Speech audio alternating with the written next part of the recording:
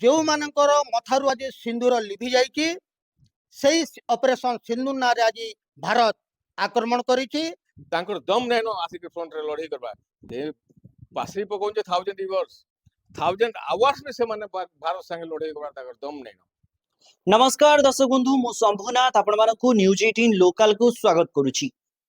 पहलगाम आतंकवादी आक्रमण को लेकिन भारत तार प्रतिशोध पूरण करिछि। पाकिस्तान भीतर को राति अधिया पसी आतंकवादी को मारिछि भारत आउ तार ऑपरेशन सिंदूर पूरण करिछि।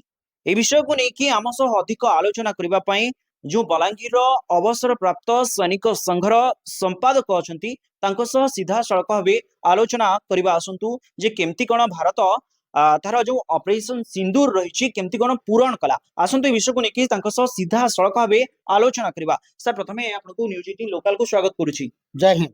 सर देखंतु भारत तार ऑपरेशन सिंदूर पूरण करि सारछि आपण केते खुशी अछंती जेतेबेले आपण पूर्वतन सैनिक देखंतु मु कोन खुशी आमर पूर्वतन सैनिक कोन खुशी सारा भारत वर्ष खुशी कहीं ना 1969 मथिया कारगिल युद्ध पर वर्तमान भारत जो प्रकार स्टेप नहीं पाकिस्तान उपरे ताकू भारत वर्ष निश्चित भाव में भूयसी प्रशंसा करुचंती। पूर्वतन सैनिक संघ मध्य प्रशंसा करुची। तार कारण है बहुत दिन है पाकिस्तान को गोटे जवाब देवार दरकार आवश्यकता थिला जोटा आमर भारत चाहे शत्रु सहित मित्रता किंतु सीमा रेखा टपी गला परे आउ छाड़बार समय नहीं।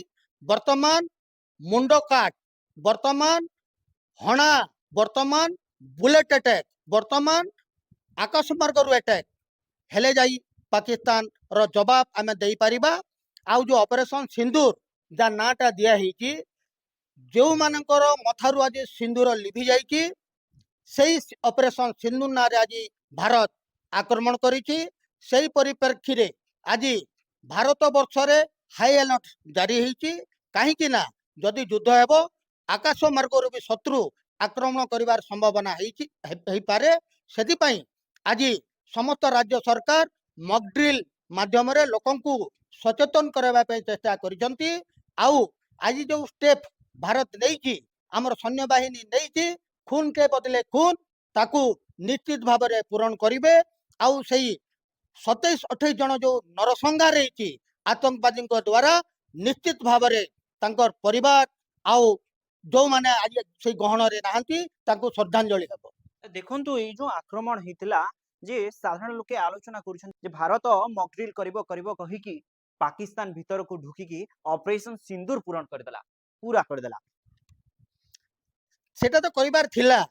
वर्तमान देखंतु आगरू जो 99 समय जो युद्ध चली सेते बेले भी वाजपेयी कहिथिले जे आसंता कालीलो सूर्य पाकिस्तान देखिबो नाही आ हमर भारत जाबाज हमर तोर भारतर सैन्य पाकिस्तान को मुतोड़ जवाब दे आतंकवादी सहित संघर्ष करी तांको लहुलुहान करी 26 जुलाई 1969 मसीह आमर सैनिक कारगिल शिखर रे विजय जो झंडा ओहराई थिले आ भारतवासी भयसी प्रशंसा करथिले।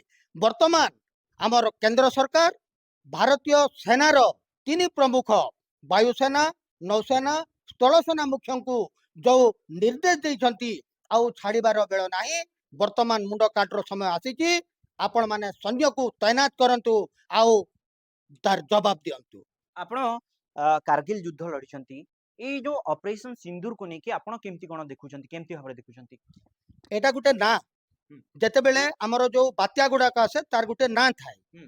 वर्तमान जो हमर युद्ध र आरंभ जो हेची तार नाटा हेउची ऑपरेशन सिंदूर। ऑपरेशन सिंदूर माध्यम रे हमर जवान उत्साह सहित कहीं गोटे जवान जेते बेले बॉर्डर को जाए तार परिवार चिंता करेनी से चिंता करे केमिति शत्रु को मारिबी सेही परिप्रेक्षी रे आउ जो ऑपरेशन सिंदूर जोटा ना दिया जाइछि सेही माध्यम रे पाकिस्तान को मुथोड़ जवाब देबे हमर भारतीय सैनिक।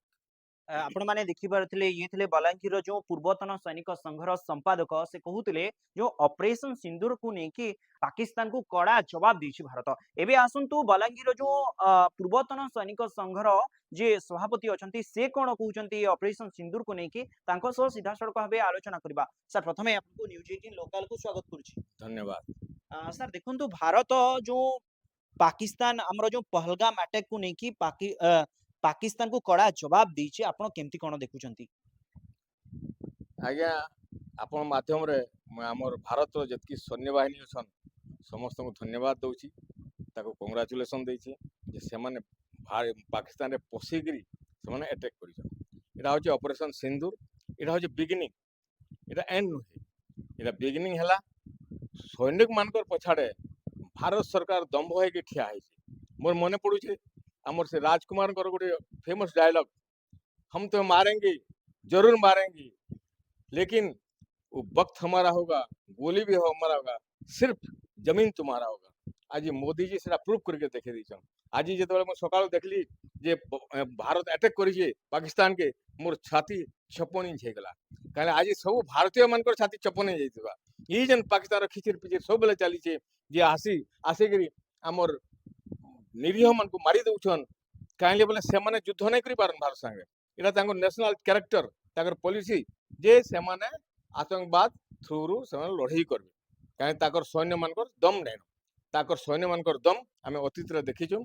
आम 1948 मसीह देखीचु, 1965 मसीह देखीचु, 1971 मसीह भी देखीचु जे 1971 मसीह 93,000 सैनिक से माने सरेंडर करथिले विथ आर्म एंड एमुनेशन। किंतु भारत रो सैनिक माने गुटे जेतो लास्ट ड्रॉप ऑफ ब्लड थिबा, जेतो लास्ट गुली थिबा, तो लास्ट तार जेतो सांस जाउतबा तथापि से सरेंडर केबे भी नहीं करे। एटा आम देखीचु। से पाकिस्तान माने जानिछन सेथिले तांकर देश रो कैरेक्टर हेछि जे से माने आतंकवाद थ्रू लड़ाई करबे, से सम्मुख लड़ाई नहीं करन। आपण जानिथि जे सेते बेले भुट्टो प्राइम मिनिस्टर जेतो 71 हारले से कहिथिले जे we may eat grass but will fight thousands of years with India. से पासी पकोंजे 1000 इयर्स 1000 आवर्स में से माने भारत संगे लड़ाई करबार ताकर दम नहीं। आज जेतो बेले अटैक हेछि ऑपरेशन सिंधु ना रे से चुप होकर बसीचन, तांकर दम नहीं न आसिक फ्रंट रे लड़ाई करबा। जदि भी लड़ाई करबे आम ताको मुंह तो जवाब दा। और इथर समय आछे जे आम पियो के नेमा आम पाकिस्तान के खंड खंड करबा।